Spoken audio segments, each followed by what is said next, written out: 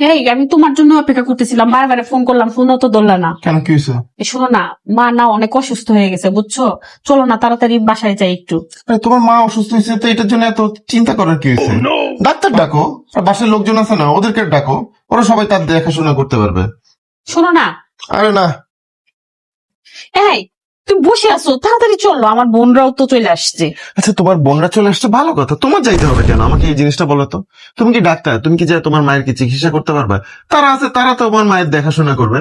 দেখো, তোমার বিয়ে শাদী হয়ে গেছে, তুমি তোমার বাপ মায়ের সাথে সব সম্পর্ক শেষ করে চলে আসছো, শুধু তুমি আমাকে নিয়ে চিন্তা করো, তোমার সংসার নিয়ে চিন্তা করো, অন্য কোনো কিছু নিয়ে ভাবার দরকার নাই।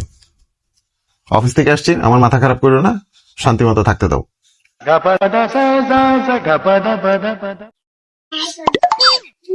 এই তানিয়া, তানিয়া, এই কি করতেছো?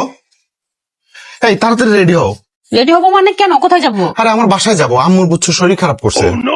তো শরীর খারাপ করছে, তা আমি গিয়ে কি করবো? আমি কি ডাক্তার যে আমি তাকে চিকিৎসা করে সুস্থ করে ফেলবো? আরে আমরা- ডাক্তার ডাকতে বলো। আরে ডাক্তারের কাছে তো ডাক্তার করবে, আমরা গেলে তার একটু ভালো লাগবে। আমরা গেলে ভালো লাগবে, এটা কি ধরনের কথা বললা? কেন তোমার আর ভাই বোনেরা আছে না? তারা তো আছে, তাদের দেখলেও তো সে ভালো লাগার কথা, তো আমাদেরই কেন যাইতে হবে? আচ্ছা তারা আছে তো ঠিক আছে, কিন্তু তুমি ছেলের বউ না, তোমার যাওয়া উচিত না?